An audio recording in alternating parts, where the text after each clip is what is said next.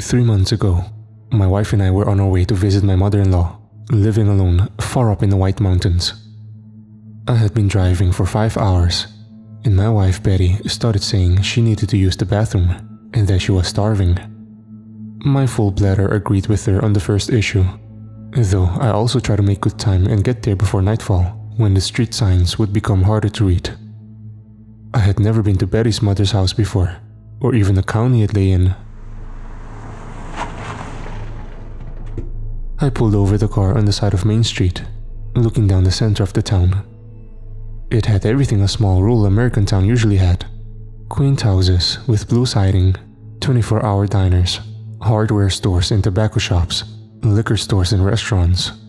Majestic mountains rose all around us, and the town itself was so high that I could see for miles. The air smelled clean and sweet. Everything was here. Except no people, my wife said, as if reading my mind. I looked over at her, frowning. "Yeah, this is bizarre," I said. "This place looks like it has been hit by the Black Death. Where is everyone?" My wife unlocked the door and got out, pulling a cigarette from her purse and lighting it. She gave the pack to me and I took one. My wife looked pale and thin under the late afternoon sun, her black hair and dark eyes contrasting heavily with her light Irish skin. Lately, she seemed to have lost weight, but she wouldn't talk about it. Every time I asked her if anything was wrong, she said no, and I could get no more response from her than that. The fragrant Turkish tobacco of the Camel cigarette instantly woke me up. We didn't smoke in the car, as it was brand new and it cost me over $25,000 that I didn't really have. The last thing I wanted was burn marks on the seats and ashes flying everywhere. We walked down the sidewalk, looking around, searching for the slightest signs of movement. I didn't even see an animal, except for an occasional fly buzzing past on its way to eat garbage. I looked into the diner window and saw plates set out on the tables. Mold grew wild on the food, strange patches of green and red and black sprouting filaments and making the dishes unrecognizable. Next to the plates, I saw cell phones and even car and house keys. All the screens on the phones looked black, as if they'd been sitting there for months. A slight layer of grime and dust had settled over everything. The door stood wide open. A cheerful sign reading, "We're open, come in," displayed on the front. "That's gotta be a code violation," I said, pointing inside at the disgusting plates of mold and fungus. My wife laughed, but it sounded nervous and high-pitched, almost desperate in its cadence. "Listen, Betty, do you think we should maybe call the police or something?" She looked at me for a long moment, then sighed. "I mean, I don't know," she said. "What crime has been committed? It's just an empty town. Maybe everyone's at a funeral." Her voice raised hopefully. I laughed. "And they just abandoned their shops and restaurants with no workers and moldering food? And, by the way, there's a cop car right there," I said, pointing. It sat on 4 flat tires, covered in a thick coat of dust. The tires didn't look damaged in any way. It seems they had just lost pressure over time, without anyone to care for them. Looking around at the other cars, I saw most were not in a much better shape. Many of them had low or no air in their tires, and their windshields were covered in dirt and grime. It looked like a junkyard in the middle of a town.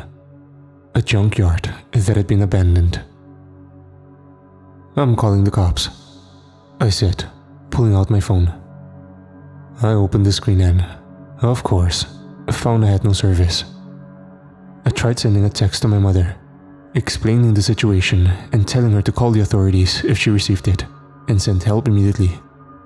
I gave her the name of the town and the time. I found the chances of a text going through were far better than a call, since a brief moment of service could prove sufficient to transfer the message. "Yeah, I'm not calling the cops," I shook my head. We don't have a shred of service out here. What kind of town doesn't have service on its own main street? We're in the middle of the mountains. Who the hell knows out here? We kept walking down the street in silence. Betty went inside a few of the shops and tried flicking on the lights or looking for a phone. The electricity was apparently as dead as the town itself. I occasionally checked my phone, finding nothing had changed. As we walked further along, I started to give up hope that help would be coming from outside.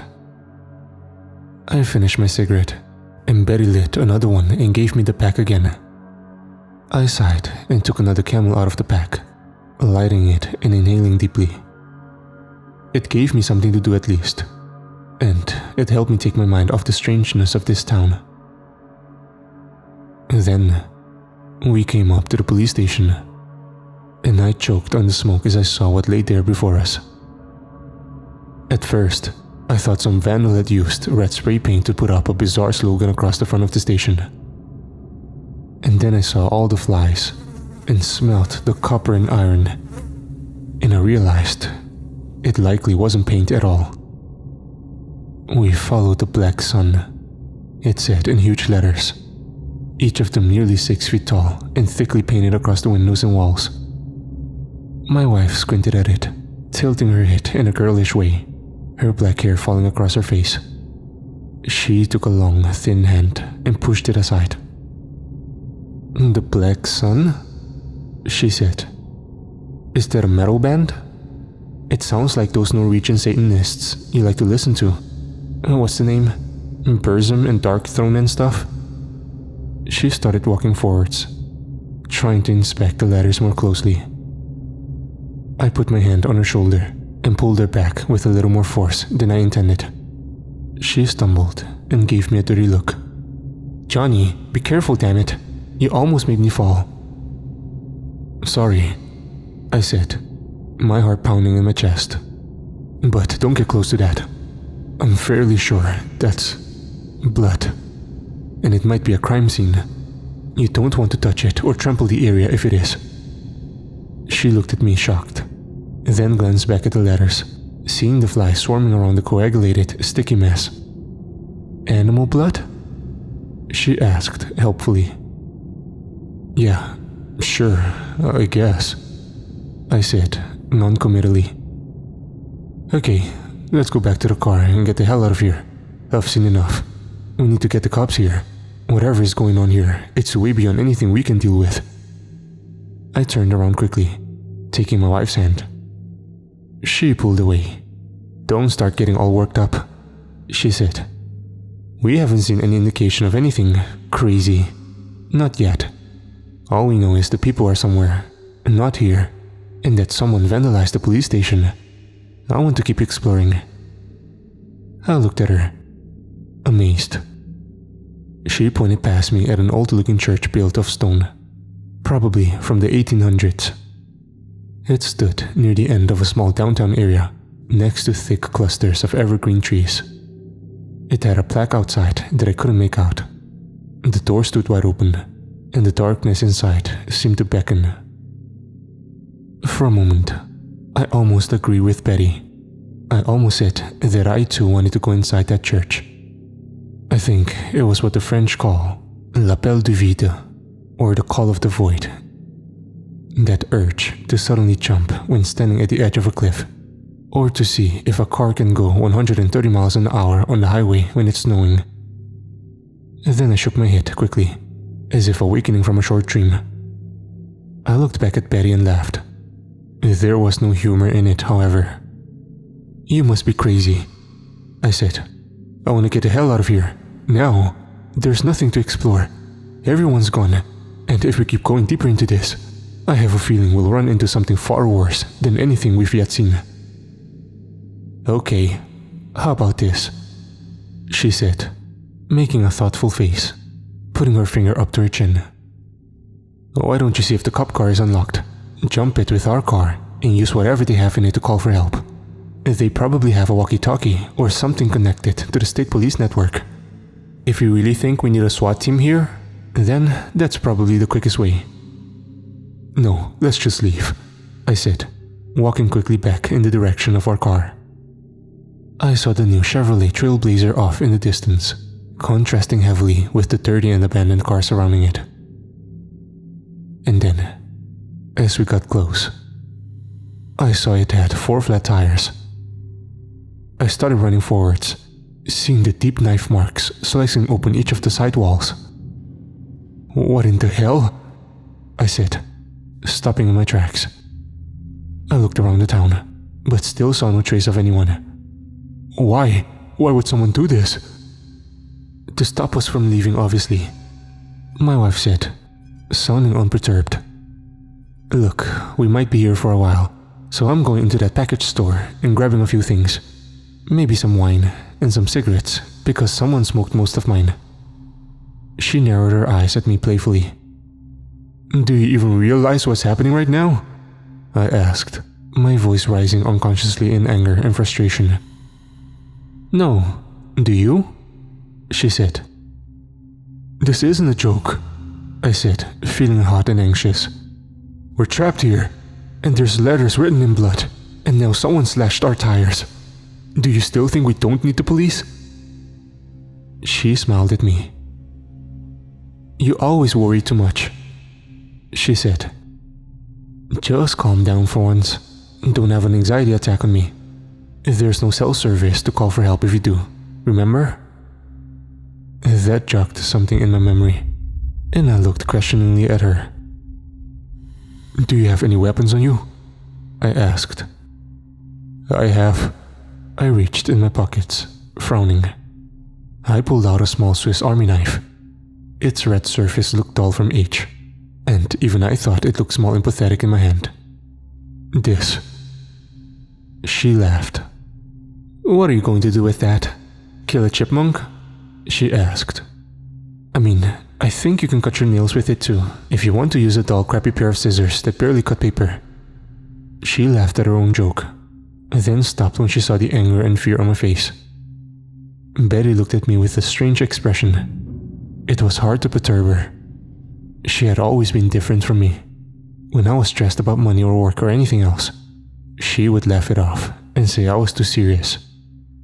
But this seemed to be stretching the boundaries. I felt in my heart we were in danger, and she didn't seem to notice. "Look," she continued, sighing. "Let's go get some cigarettes and drinks and stuff, and then maybe we can take the car over to the police cruiser and jump it. And then we can call the cops, and AAA too, and just sit here and wait for the cavalry to arrive." I sputtered. "This is a brand new car. I'm not driving it on the rims over there. That's going to destroy the rotors and could damage some other stuff." I didn't actually know anything about cars, and she knew it. "No, I think it will be fine," she said, smiling. "But I wouldn't get my..." Her words were cut off by a siren that started up suddenly, deafening and shrill. It seemed to vibrate the air itself, and the dead town came to life in a cacophony of noise and vibration. I saw my wife's lips moving as she tried to scream something, but I had no idea what it was. I covered my ears with my hands, which barely helped. And then, after about 10 seconds, it stopped. My ears rang, a high-pitched whine like I had just walked into a flashbang. It went away slowly, and Betty's voice came back to me, rising from nothingness into a crescendo, until I could make out her cadence and speech again. "Into the siren," she said, her face unusually serious and drawn. The sun had started to go behind the mountains now, sending long shadows streaking across the road. Soon, it will be dark, and we will likely be trapped here for the entire night, or longer. Hiking out of here was an option, and the highway was only about 5 miles away. These thoughts passed through my mind as I saw shadows fall over Betty, before I realized I had no idea what she said. "What?" I yelled. "I said..." She rolled her eyes at this point. "We should go towards the siren. They have electricity. They probably have a landline, and maybe there's people too," she said, still speaking far too loudly. I guessed her ears were ringing as well. "Okay, you don't have to yell," I said. "I can hear you, and I don't want to attract the wrong kind of attention." She pointed at the sliced tires of my car. "We already have, Johnny," she said seriously. "Listen, I don't like this," I said. "I don't want to be trapped in some nutjob's basement a few hours from now, chained up against the wall and covered in blood, and think back on how I should have done something different. I think the safest plan is to leave this place now, right now. Let's just grab some drinks and cigarettes and whatever from the store and hike back towards the highway on the main route. Maybe we'll see someone on the walk, but we'll definitely find help on the highway." She thought about it for a fraction of a second, then nodded. "Okay, whatever," she said. "Let's go." The plan worked at first. Betty ran into the package store while I kept watch outside, looking up and down the street for any signs of movement. I saw nothing, but from the slashed tires, I assumed we were being watched.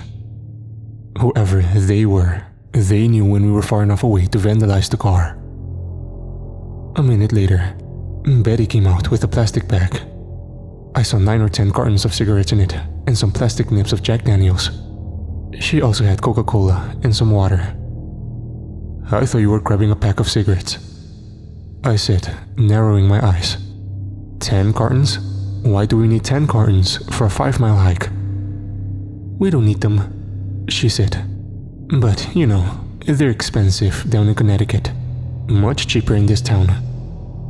"Yeah, I guess you can't beat free," I said, reaching into the bag and taking out a pack. We started walking out of town in silence. I didn't even hear an animal stir. The regular buzz of the insects that chirped and squeaked throughout the White Mountains was missing here. It gave the town a supernatural eeriness, as if we had wandered into an apocalyptic wasteland where even the crickets had died. To break the monotony, I lit a cigarette. The flick of the lighter and the soft tread of our footsteps were the only sounds we could hear for miles. As we got further down Main Street, the shops and houses started to thin out. Soon after, we passed the church. Both sides of the street had turned to forest, and only an occasional house or farm broke the endless trees. The downtown area couldn't be more than a quarter-mile long, but this town and the surrounding forest felt like it went on forever. "This is really spooky," Betty said, shattering the silence. I was glad for a break, though I felt eyes on me as she spoke, as if we had somehow violated the sanctity of a graveyard with laughter. "I have never experienced anything as weird as this," I said, whispering and getting close to Betty. I noticed she also spoke in a quiet voice, and she constantly glanced behind and around. She smoked a lot of cigarettes, nervously lighting one after the other, and she drank 3 of the nips on the way, chasing them down with Coke. I took one myself and downed it. The burning liquid seemed to revive me somewhat and clear my head. I chugged some soda to get the taste out of my mouth. Betty had opened her mouth to say something when the screaming erupted from all around us. The sun had long disappeared behind the mountains, and we were surrounded by thick curtains of darkness. I couldn't see more than a few feet into the forest. Betty gripped my hand tightly. "Okay, now I'm really freaked out," she whispered into my ear. We had both stopped and stood, holding hands as shrieks echoed through the trees. The light breeze carried a smell that nearly made me gag. The smell of decay and blood. "Do you think it's a fox or a fisher cat or something?" I shook my head silently, then leaned close to her. "We're going to run," I said. "Back towards the town. It's a lot closer. Ready?" She nodded grimly. "Go!" We started sprinting away, our footsteps bouncing off the pavement, far too loud. The screaming drew closer, and something broke through the outer boundary of the woods, with twigs crunching and branches snapping. I saw a silhouette emerge into the road to my left. The smell of rotting flesh seemed overwhelming now. I only saw her for a second, but I knew in that moment that she wasn't human. It looked like a woman, or at least like the corpse of one. But she was clearly alive in some form, running and shrieking, sending out wails of pure agony and horror. The eyes snapped onto me. I met them for a brief moment. Even in the dim light of the moon and the stars, I could see they were pure white, without pupils or irises. And yet, they seemed to see everything, even in the deepening shadows. Long stringy black hair ran down over her face and down her back. Papery skin hung tightly to the skull, and the mouth hung wide open, inhumanly wide, like the tendons and ligaments holding the jaw to the skull had been cut. The huge black pit of her mouth emanated those screams constantly, as if she didn't need to breathe. On the body, parts of the skin were missing. I could see the core and bones beneath, where the thin, fragile skin had broken. Purple and black sores shone from these spots. The long skeletal hand of the woman ended up in claw-like fingers, with the nails blackened and the bones sticking out at the end of each digit. She ran fast, gaining on us, and she wasn't alone. I could see dozens more bodies breaking through the tree line now, a deafening howling emanating from them as they ran. I was breathing hard by this point. I could see the first buildings of the town up ahead. We only had to make it another 100 paces, and then we could lock ourselves in and barricade the doors and windows. I didn't dare look back, but I heard the screaming just behind me. I felt a soft swipe across my back, the sharp, bony fingers dragging across the shirt for a brief moment. It gave me another adrenaline rush, and I pushed myself forward with all of my will, feeling my heart beating far too fast in my chest. I began to feel lightheaded and see flashes of white light every time I blinked. I knew I would pass out if I had to go much further. I hadn't gone running in over 10 years, probably since I was in high school, but I ran for my life just the same. Betty was in better shape than me, and she had gained some ground. She glanced back as she sprinted down the middle of the dark street. I saw her point to the church. It stood just ahead, the doors already opened, as if waiting for us, as if it knew we would be back. She veered sharply to the right, and I followed close behind, panting and sweating like a madman. The doors were so close now. The shrieking behind me had been joined by a few others. With the last of my strength, I began an all-out sprint, hoping I wouldn't trip over something and go flying into a car. It would mean the end of me. Of that I was certain. We ran through the doors into the church. I turned around and saw the creatures had gone, their screaming cut off as soon as we had entered. And now, I saw no sign of them. It was as if they had vanished. I shut the doors of the church just the same, turning a deadbolt to lock them. Betty had her phone out, turning on the flashlight app to help me see in the dark church. I would have to also check for auxiliary entrances, but it was a start just the same. And then I turned, and I saw what Betty had already noticed. The desecration of this holy place. The statue of Jesus on his cross had been broken off at the bottom of the beam, and now hung upside down from a rope that extended from the high ceiling, dozens of feet above our heads. His face had been slashed and cut, his nose and eyes now missing. And on the front of his chest, I saw a strange symbol carved deeply into the wood, with what looked like blood. The sigil looked like an upside-down triangle within a larger upside-down triangle, and had lines curving out of the sides of the bottom. Connected to the lines of the larger triangle, at the bottom, I saw a line curving like a J, and on the other side, another line curved like a backwards J. The lines extended outwards, curving over a V. Around the sigil sat a thick, black circle. It extended. It definitely seemed magical, like something from a medieval textbook on witchcraft. "That's the sigil of Lucifer," my wife said quietly. "How do you know that?" I asked, and she shrugged. "I I read a couple books on black magic when I was a teen, she said. That one stuck with me for some reason. That symbol, it's eerie. I never forgot it. I looked over at the font at the front of the church. Instead of holy water, I saw it was filled with blood. I guess no one's crossing themselves in here today, I said, trying to break the harsh terror that threatened to overwhelm us. Then, as Betty moved her light around, I realized we weren't alone in here. People sat in the pews, their heads bowed, silently praying.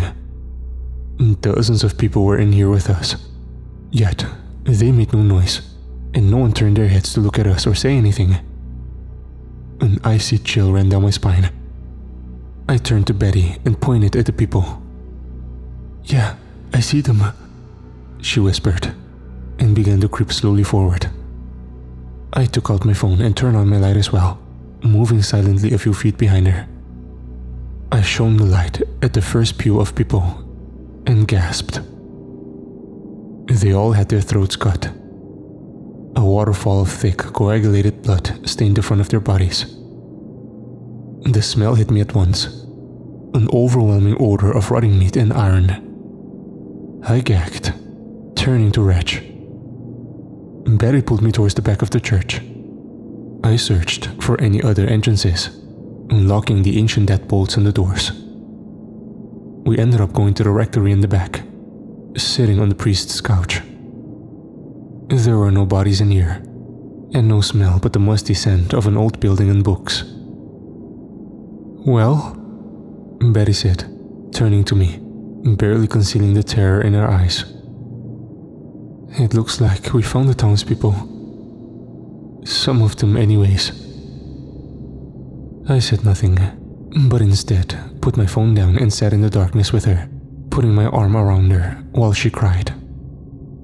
As she wept into my shoulder, I heard the siren start up again.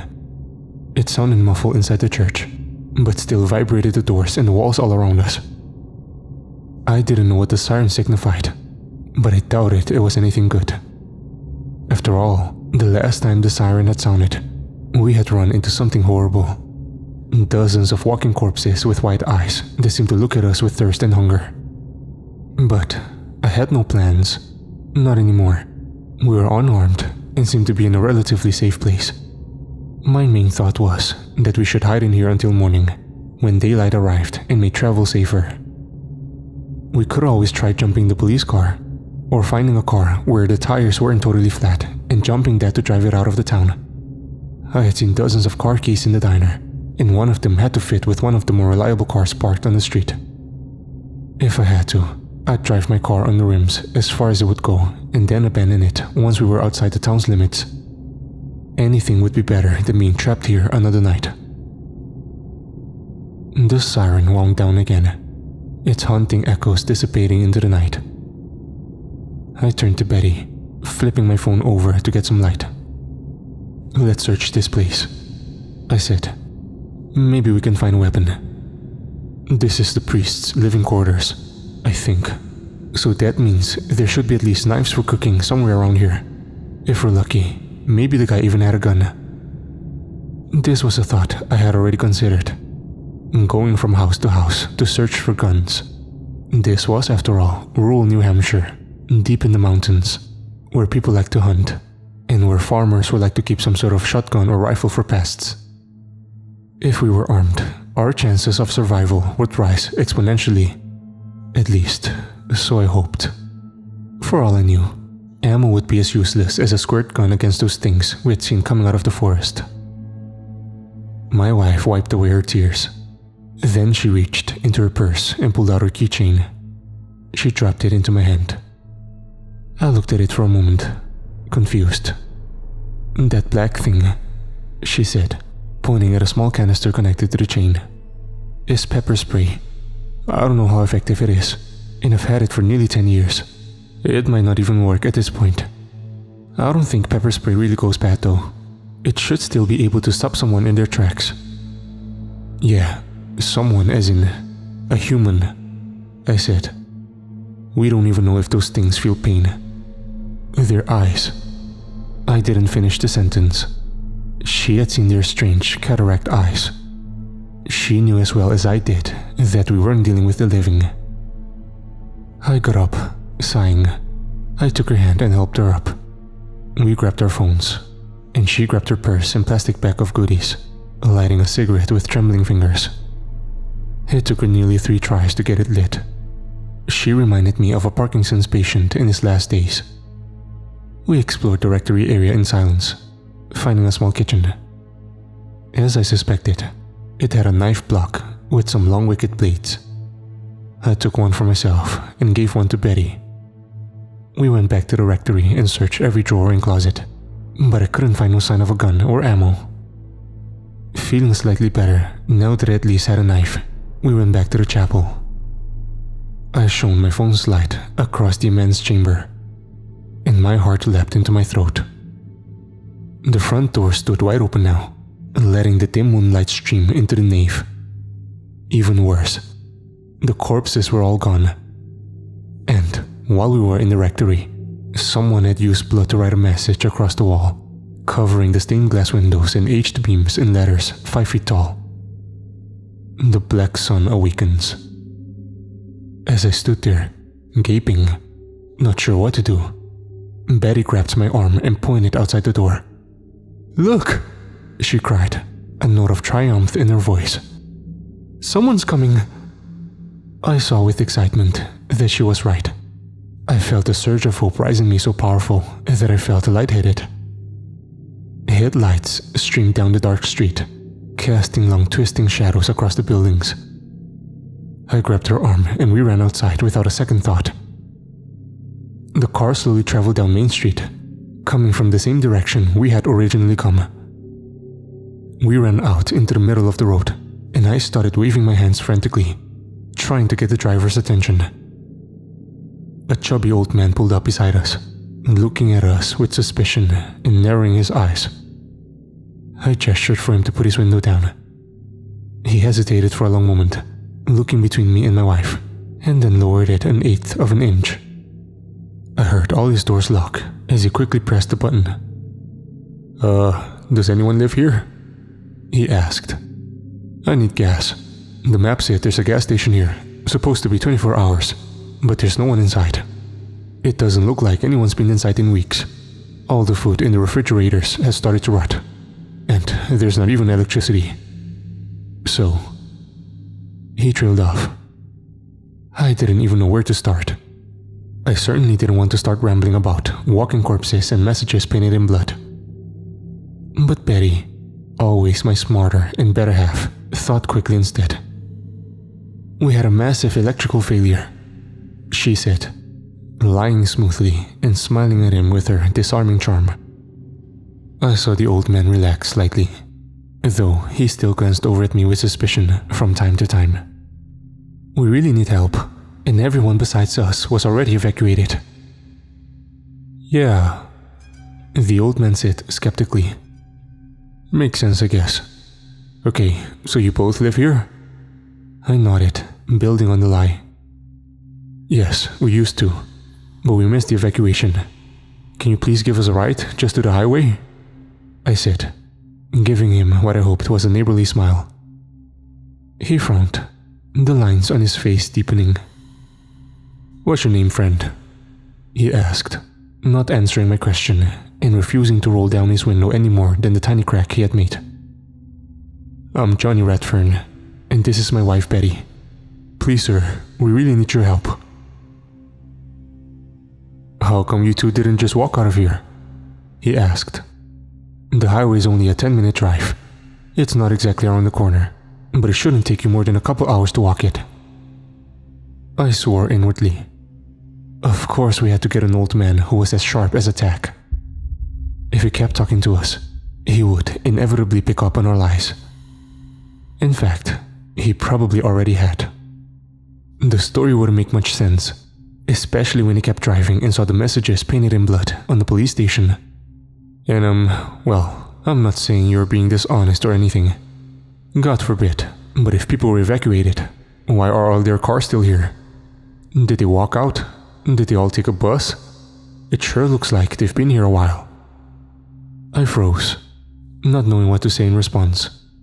I looked over at Betty, her pretty dark eyes narrowing with consternation as she stared at the old man. "Sir, what's your name?" she asked unpleasantly, changing her face in a moment back to the beatific and friendly smile she always used in her job as a real estate agent for difficult customers. "I'm Freddie Mackenzie," he said. He looked like he considered rolling down the window to shake her hands, but instead, he quickly looked away. "Okay, please listen to me, Freddie.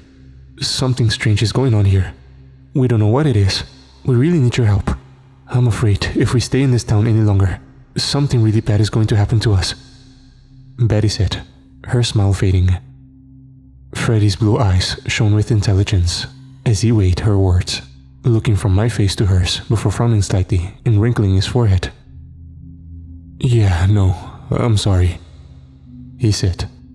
"I'm sure you two are very nice people, but I don't pick up hitchhikers ever. I don't know you guys from Adam. But if you want, I can call you a tow truck when I get on the highway, or even a police officer. They can sort this mess out. I really don't know what's going on here, and I don't want to know. This is none of my business. But I wish you both good luck." He put his car back in drive and rolled his window back up, waving in a friendly manner, but not meeting our eyes. He pulled away at a snail's pace, going at least 10 miles under the speed limit as he languidly drove down the road.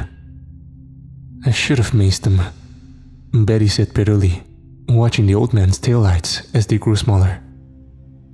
"I really should have. I thought about it, you know." "What would that have accomplished?" I asked. "Well, it would have made me feel better," she said.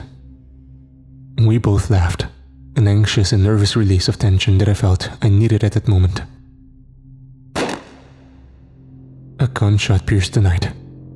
I jumped, almost falling on the sidewalk curb as I quickly backed off of the road. I grabbed Betty to steady myself. She was looking down the road at the old man's red brake lights. They cast a bloody glow across the main street. Another gunshot rang out, and I could hear a loud hiss, as if a monstrous snake had just awakened. But it wasn't a snake. We watched Freddy's car as clouds of smoke and plumes of exhaust began rising from the engine, and the hissing grew louder. I realized something must have given in his engine when the bullet passed through. His tires looked fine, but even from this distance, I could see a puddle expanding around his car. I didn't know anything about cars, but from my meager knowledge, I assumed it was likely coolant or transmission fluid. Either one was not good. "What should we do?" Betty asked, grabbing my hand tightly. "I'm not running in the direction of gunshots, if that's what you're asking," I said quickly. "We should take cover. Let's go back to the church for now." "What about the old man?" she asked, more loudly. "What's going to happen to him?" "We should worry about ourselves," I yelled at her, not meaning to raise my voice. She shrank back as if I had slapped her. I stepped forward, taking her hand and whispering, "Sorry, I didn't mean to get angry." "What if he dies because we did nothing?" she asked. "He did nothing to help us," I said. "Well, he was going to call for help at least. I can really blame him for not picking up two wild-eyed strangers with a bullshit story in the middle of an abandoned town."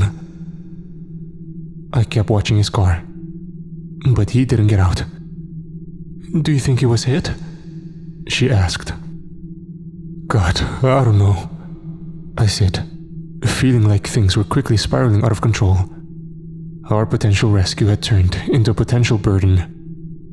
Luck was not on our side today. The old man's taillights changed as he put his car in reverse. He tried to slowly back up in our direction, but the engine made loud knocking noises when he pressed the gas, and the thick cloud of smoke began to expand, rising up in the air in huge, billowing plumes.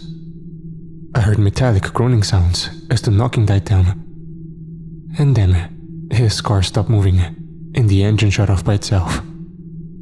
He hadn't managed to reverse more than 20 feet in that time. I wondered what he was thinking at that moment, whether he thought we were part of some band of robbers who had staged a gunman up ahead. If I were in his shoes, I felt certain that would be my first assumption. After all, who else in the town was there to blame? A secret gunman and vandal who hid in buildings or in forests. Yes. And corpses who got up and moved around? No one in their right mind would buy that story. At least, not until they had seen it for themselves. Okay, fuck it. Let's go get the old man out of his car and make sure he's... I started to say.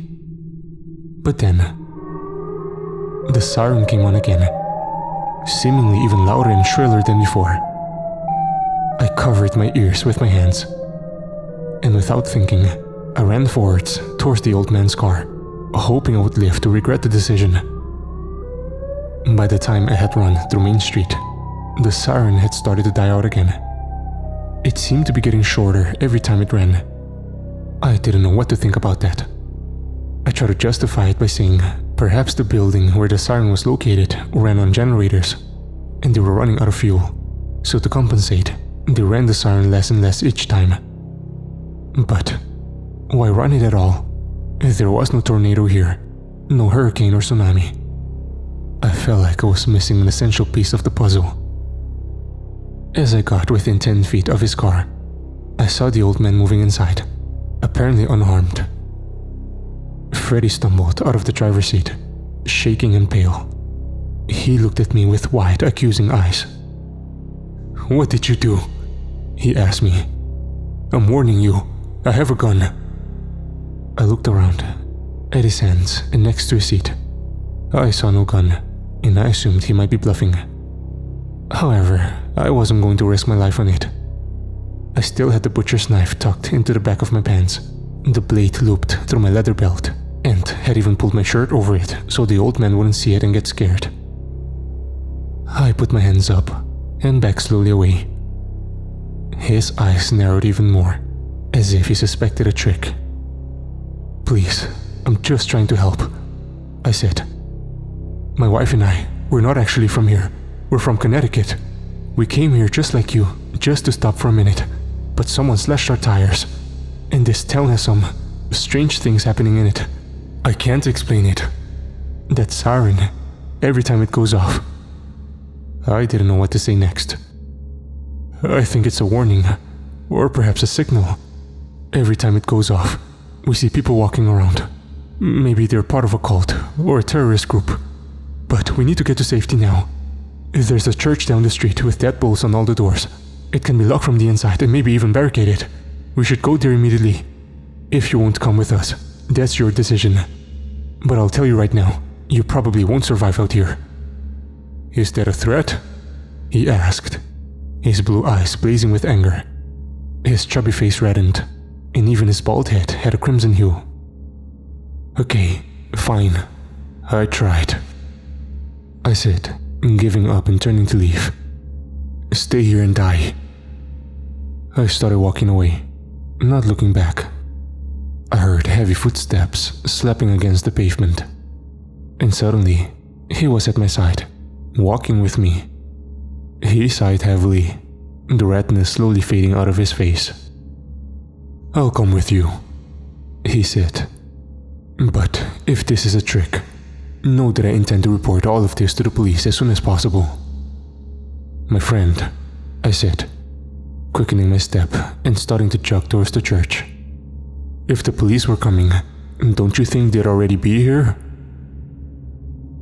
After we got into the church and locked all the doors, we saw dark silhouettes walking past the stained glass windows.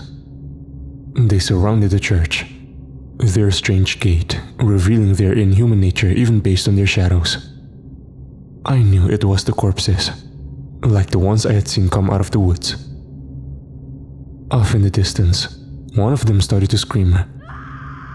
A shrill, piercing noise that carried on the wind. It sounded like she was here, standing right next to me in the church. I shuddered.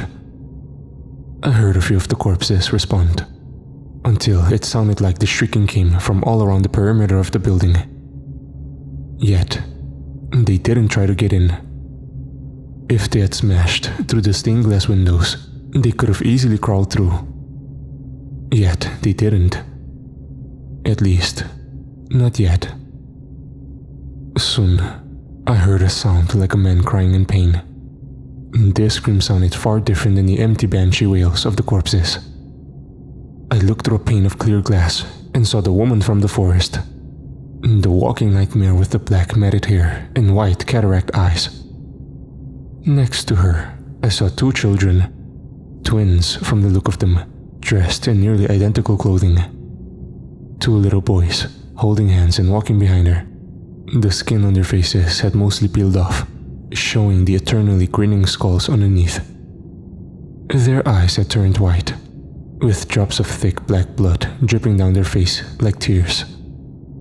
Their bodies looked partially decomposed, just like the woman, with sharp finger bones poking out through the skin.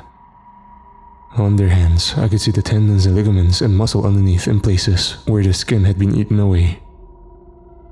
In front of them, I saw a man crawling on his hands and knees out of the dark forest on the perimeter of the town. His leg looked broken, the area around his knee twisted at a 45-degree angle, matted blood soaking into the denim. By the time I realized what I was looking at, all three had caught up with him.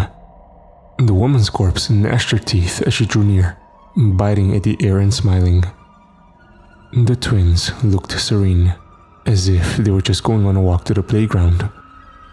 They didn't hurry or run, knowing their prey was injured and doomed.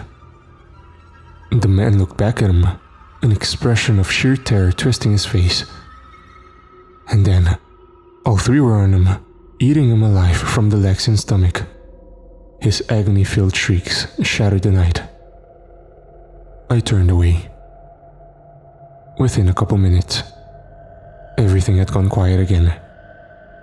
But I saw dozens more of those silhouettes passing on Main Street, or coming from the graveyard behind the church. I wondered just how many of them we were up against. Over time, Freddy warmed up to us. He seemed to realize we weren't lunatics who were going to stab him and eat his heart while praying to a serpent god in Aramaic.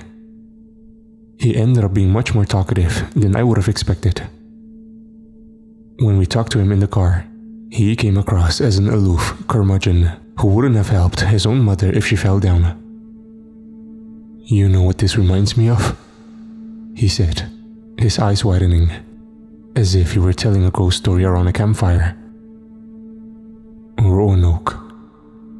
Those people disappeared without a trace. I'm pretty sure they just interbred with the natives," Betty said. "The Mary Celeste was similar to this though. The crew just disappeared from the ship in the middle of the ocean. No one knows where they went. The two of them acted much more relaxed than I felt. My nerves felt jangled, and I just kept waiting for the next siren. Or maybe the gunman who shot out Freddy's engine block would show up, armed with a semi-automatic rifle and carrying buckets of blood around with him to paint messages whenever he felt like it. I could see him in my mind's eye, a nut job in a ski mask, two dark eyes glaring out at me, his eyes filled with bloodlust and murder. These people didn't really disappear though, did they?" I said, turning to look at them. "We found the corpses of a dozen of them here, in the church, and we have seen more of them outside." "But where's the rest of them?" Betty asked. Freddy looked at her, raising an eyebrow. "There's way more than a few dozen people living in this town. Where's all the bodies? Maybe the rest of the town isn't even dead." "You didn't tell me that someone staged bodies in this church," Freddy said accusingly, looking at Betty. She shrugged. "So? So maybe," he lowered his voice. "This place is haunted. Did you ever think of that?" Betty laughed at that, and even I cracked a smile. "My friend," I said, "this whole town is apparently haunted. I wouldn't worry about the church." I don't know how much time passed, but after they talked for a few more minutes, we ended up just sitting there in silence. Betty and I smoked cigarettes, and Freddy drank some of the whiskey she had grabbed. "Just to steal my nerves," he said, and he looked like he needed it. He was still shaking, and he would often get up and pace in a circle, muttering to himself and sending dirty looks towards the bloodstained pews. Ever since we told him about the bodies, he had seemed much more uncomfortable and frightened. I knew how he felt. I felt the same restlessness and terror within me. It seemed like we were trying to hide in the closet as the house burned down around us. But what else could we do? Soon, that decision would be taken out of our hands. I realized the church seemed to be getting brighter. Freddy and Betty didn't notice for a few moments, as they had started up another conversation, this time about the sigil painted on the mutilated body of Jesus hanging upside down from the ceiling. But I noticed the lighting immediately. For a second, I thought maybe the electricity had come back on, but that the lights were just dim, or that maybe someone was driving outside and their high beams shone through the windows. But I quickly realized that this light had a different texture. It was almost like a black light, giving off an intense, purplish glow over everything it touched. Betty had gone silent, her mouth open in silent awe. Freddy rubbed his hand over his bald head, opening his mouth. What?" he said. He stopped his pacing, nervously smoothing out his shirt. "What is this? Is this some sort of stage trick?" "Not from me," I said, looking around the church. All the dark corners were now illuminated, shining with the eerie light. I could see the bloodstains glowing on the pews, looking almost black against the shining mahogany hue of the wood. The sigil of Lucifer shone with an intensity that dwarfed everything else in the church, however. It was so bright I had to turn away. The light it gave off was a dark red, and when I closed my eyes, I could still see that crimson symbol burned into my sight. As I looked out the side window, I saw that the light seemed to be coming from the forest at the edge of town, deep behind thick groves of evergreens and muddy swamps. It felt almost like looking into a second sun, and I quickly moved away from the window, my vision still swarming with bright dots in white light. The strange slogan I had seen painted on the police station came into my mind. "We follow the black sun." Was this what they meant? "I want to go investigate," I said. They looked at me as if I was crazy. "We can't just stay here forever. Maybe we're supposed to figure this place out, or stop what's happening." "And who, may I ask, gave you this divine order? God?" Freddy asked, smiling. "No one is supposed to do anything except survive. If you want to die." He never got to finish, as the siren sound had started up again. I realized as I listened intently to the shrill, deafening wail that it appeared to be coming from the same place as this eerie light that flooded the town. It shook the floors and walls, and caused the upside-down statue of Jesus to start moving from side to side, swaying like a pendulum. As soon as it had stopped, I heard crashing at the back door. It sounded as if dozens of people threw their bodies against the locked doors that led out the rear entrance towards the graveyard. Yet, no one tried to break down the front doors. Without thinking, I undid the front door's deadbolt and ran outside, not looking back to see if they would follow me. With the light flooding in, I could see much more of the town illuminated. Looking into the cop car, I realized it was not empty at all. The body of a police officer sat in the driver's seat, lying sideways so his head rested on the center console. He had a single gunshot to his temple, and I saw the gun still in his hand.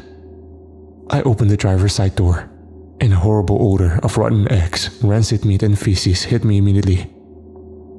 I held my breath, trying not to gag. I took the gun from his hand and quickly undid his belt, pulling it off. I turned and saw Freddy and Betty behind me, pale and watchful, looking terrified as they continuously glanced back at the church. "Hide! Hide!" I said quickly.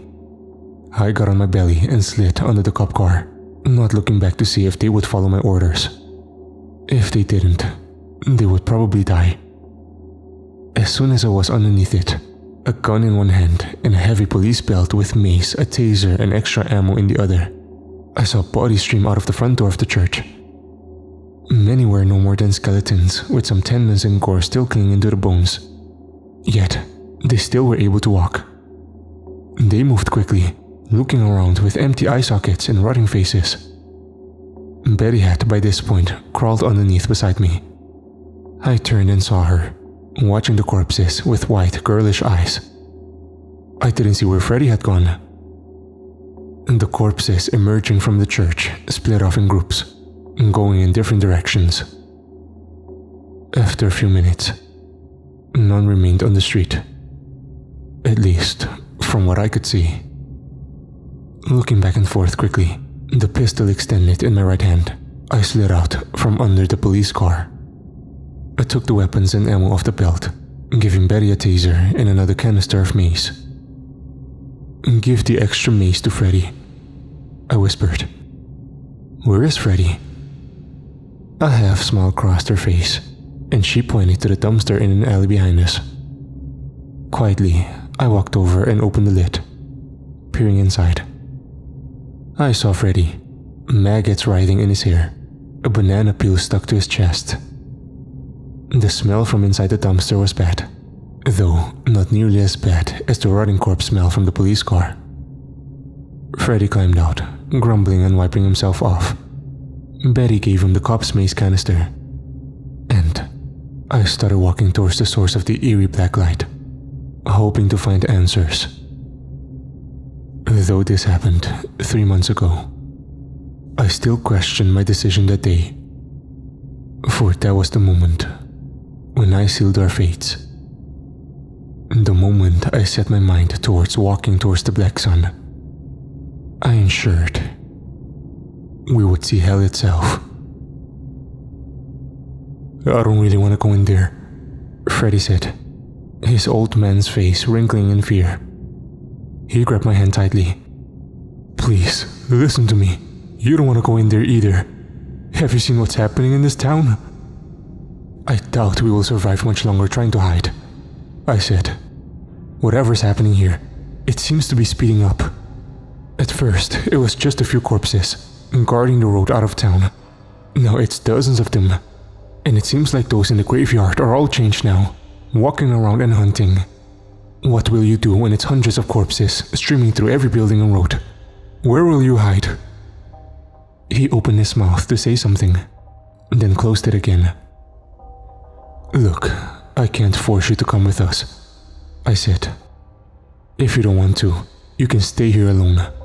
Betty gave you the pepper spray, and I'm sure you'll have no problem fighting off hundreds of hungry walking corpses with it, right?" He sighed heavily. "I'll come with you." "Fine," he said. "But if we get ambushed, I'm running. I should have never come to this goddamn town. I knew it. I had enough gas to get home. But I thought to myself, why not? It's cheaper around here. Now my car's totaled. I'm trapped without any way to call for help. And you want me to go into that creepy forest to inspect a bizarre light."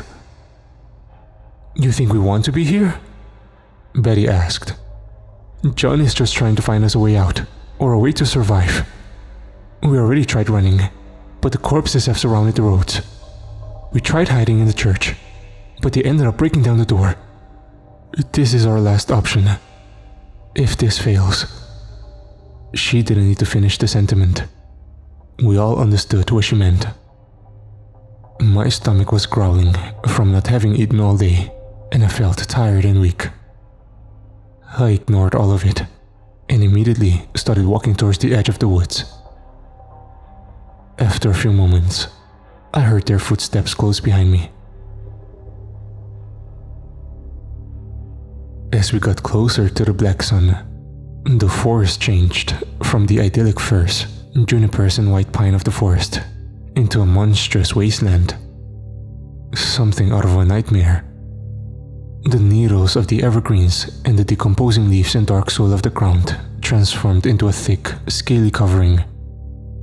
I shone my light, kneeling close to it.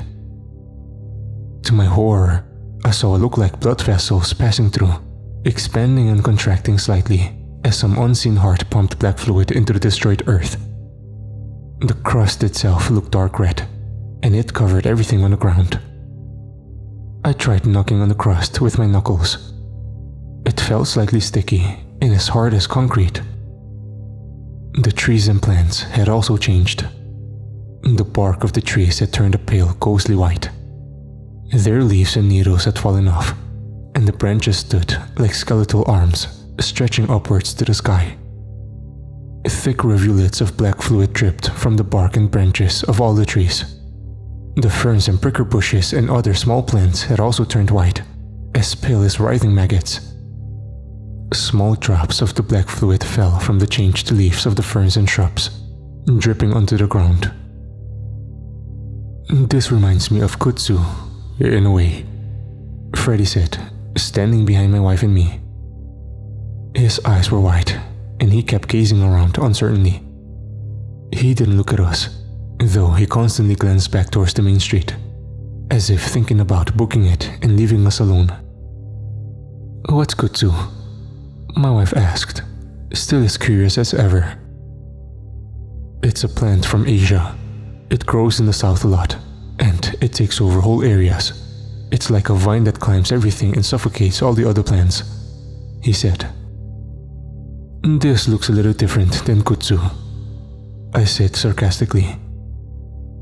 I saw Freddy's knuckles turn white from gripping the mace canister as a stick snapped in the distance.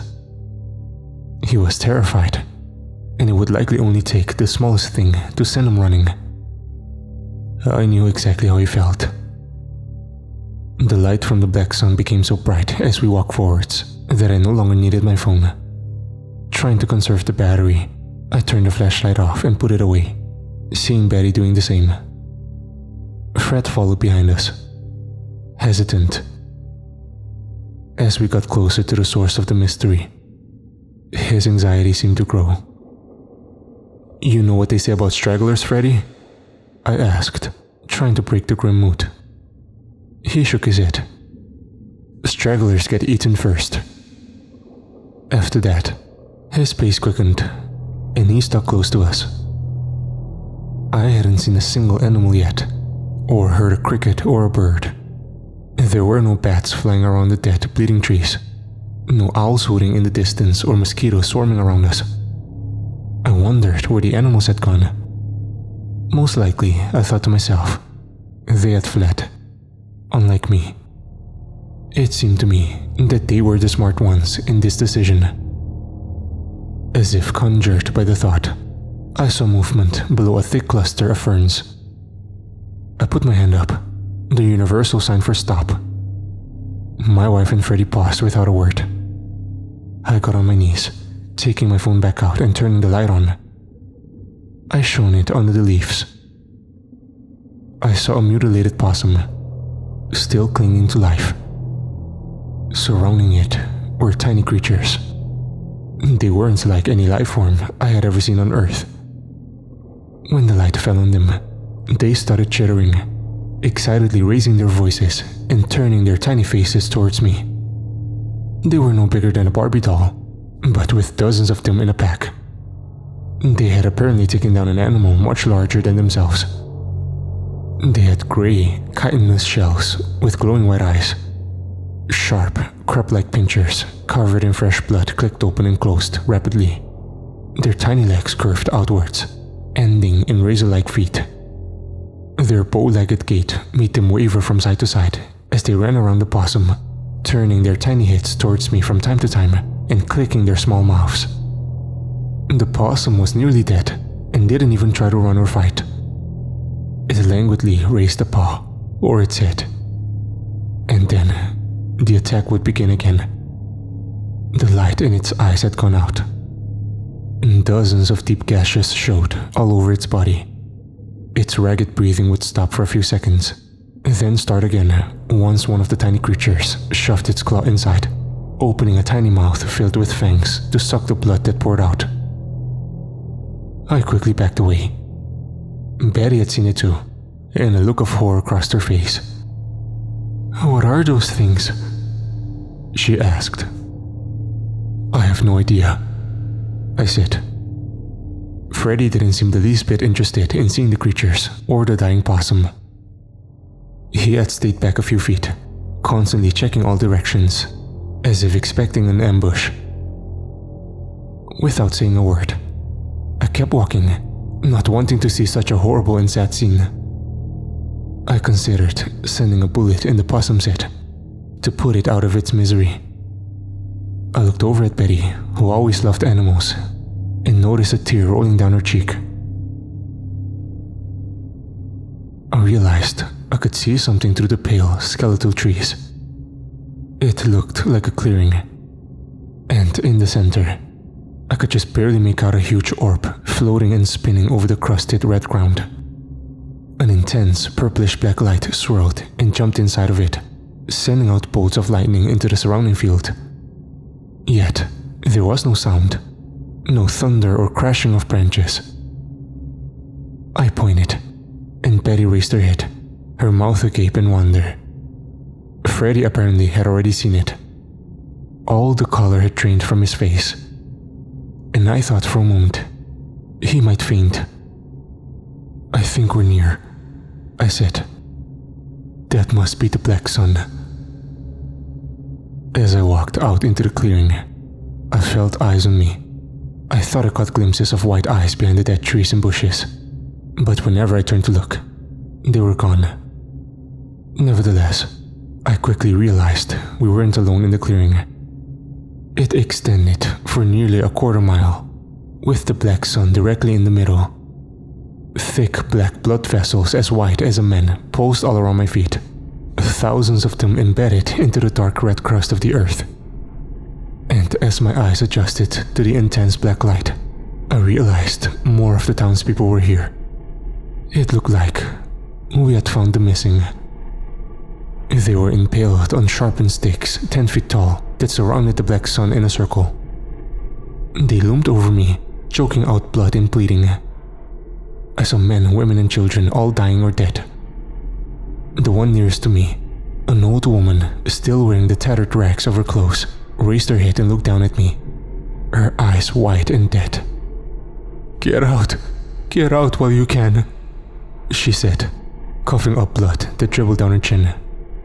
The stake had been driven between her legs, and the sharp end rose out of her left shoulder. "Get out while you can. He's mad. Oh God, he's killed us all. We should have done something. We should have tried." Her eyelids started fluttering, and she began to shake and seize on the stake. Within seconds, she had died, her head falling down limply, still staring at me, her eerie white eyes still open. I hadn't noticed before, but I saw the black pulsating blood vessels extended to each one of the victims. They had crawled up the stakes and wrapped around the feet and legs of each person. I couldn't see the bottom of their bodies, but I saw that these nightmarish arteries had eaten holes inside each of the bodies. They seemed to suck on their blood, draining the victims as they died. "And you still think we should have come here, Johnny?" Freddy asked in my ear. "Do me a favor, please. If we get captured, just put a bullet in my head. I don't want to end up like that." He motioned to the old woman, who still stared blankly down at us, looking at me like some scarecrow from hell. I didn't answer, gazing around the hundreds of bodies that surrounded the Black Sun, like the spokes on a wheel. Standing next to the orb, I saw what looked like a little boy, no older than 9 or 10. But he was transformed, no longer human. His skin looked translucent. Black veins and arteries stood out on his neck and face, and his eyes were white like the others, and yet different. They weren't the dull cataract white of a corpse, but shone with their own inner luminosity, like twin stars floating in the void. "My name is Kindred," the boy said, smiling. "I think you've arrived just in time. The Black Sun is almost done feeding for now. and it will send out its call in a moment. I congratulate you on making it so far. The others didn't do so well. The Black Sun has a corrupting influence, let's say." His grin widened at this. "But it doesn't seem to affect you three as much. Now, why do you think that is?" None of us answered him. I gripped the gun tightly, feeling my finger on the trigger. It gave me a sense of power and relief, even though I didn't know if it would have any effect on such a creature. Betty was the first to speak, stepping forward. She didn't stutter or tremble as she stared into the boy's eyes. "Do you live here? Where's your family?" she asked. The boy's smile seemed to widen further, stretching inhumanly across his small face. "My family is dead," he said. "Thank the Lord Lucifer for small favors. My father was a terrible man. He used to beat me mercilessly or choke me into unconsciousness. One day he went too far, however, and he killed me. My mother covered it up. But Lucifer came to me in a vision as I died at the bottom of the stairs, my neck broken, paralyzed from the fall. He told me that if I gave him my soul, I could come back in power and glory. Those who hurt me would fall first. The neighbors and congregation that had ignored my pleas for help would suffer also. And the church, full of hypocrites and liars, would become a testament to my becoming and his power. My father, a police officer who helped to cover up my death, was the first to go. When the Black Sun appeared in the forest, it began to twist their minds. His mind, already damaged, was easy to push over the edge. Lucifer convinced him to end his own life, and he shot himself in his car. As the Black Sun grew in power, it brought the dead back to life, an army to use in my becoming. Some of the townspeople tried to hide in the church, but the Black Sun put them to sleep, and I came through and cut their throats, one by one in the pews. Now it expands, and as its power grows, the dead rise further and further away. Soon, all the corpses in this town will follow my command. Except, of course, those needed to feed the Black Sun.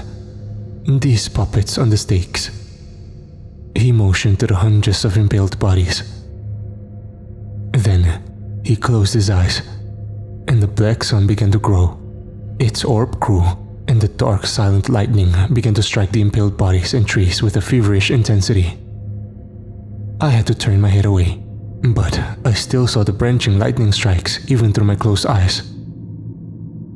Kindred didn't flinch, but instead seemed to feed off of the energy it put out. His smile grew wider, and his white eyes seemed to burn with an inner light. It was as if I could see a fire of white flames inside his head. Or perhaps a sun. "We've had to feed it," he said. "And after it's fed, it sleeps. But its slumber shortens with every cycle, and the energy it puts out grows. Every time it awakens, it brings back the dead in an ever-widening circle. Soon, we will have an army of fearless soldiers. Soldiers who obey every command regardless of the danger of death. For what do they have to fear?" I saw corpses walking out of the forest, forming a circle around the Black Sun. The woman with the black matted hair and white eyes I had seen earlier stood next to Kindred. She put her hand on his shoulder, and he looked up at her fondly. "My mother, she's much more useful in death. She could never stand up to my father. But everything happens for a reason." He said this last part wistfully, a slight smile returning to his boyish, mutated face. Then, the Black Sun began to make a shrill noise, an ear-splitting siren-like sound that made me back up instinctively. I realized that what we had heard in the town was not a siren at all, but the call of this satanic orb spinning deep within the forest. A smell like ozone filled the clearing, mixing with the rotting odor of the dead. Kindred didn't seem to mind the noise or the smells. His face had returned to the same placid, expressionless state it had been in when I first saw him. The siren call died down much faster this time, and soon, the forest had returned to silence. For a moment, we stared at each other, his burning eyes meeting mine. Then, he turned away, giving an apathetic wave in our direction. "Kill them all," he said. "Feed them to the sun." As soon as he had turned, I raised the pistol and fired. The first shot went low, and it caught him in the knee. He cried out, a very human cry, falling on the crusted red ground. The army of undead he had summoned rushed forwards towards us. I pulled out the knife and threw it to Freddy. "Better be ready," I said quickly. And then, they were on us.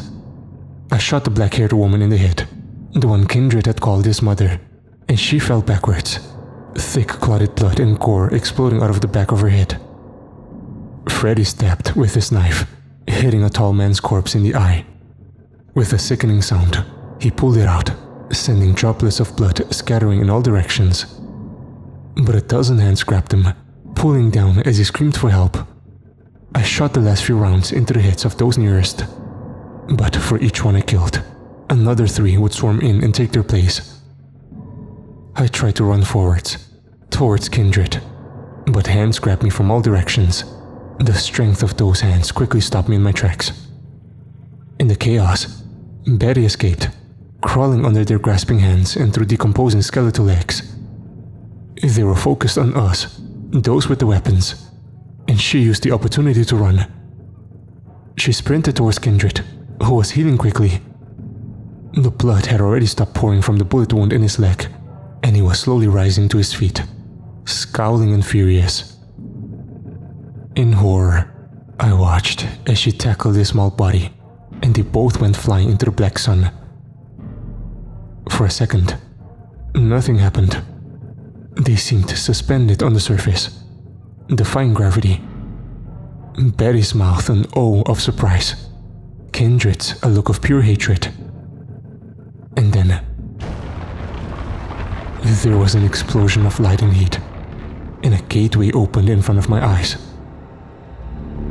On the other side, I saw a vast, terrifying landscape. Rocky cliffs extended up to the sky. Blood-red clouds rained fire and lava down on the dead rocks below. Thousands of people swarmed across the barren landscape, burning, screaming, their skin melting off and their hair on fire. But as soon as they had fallen and stopped moving, they would heal in a matter of seconds. Then it would start again, and they would rise, trying to escape the fire.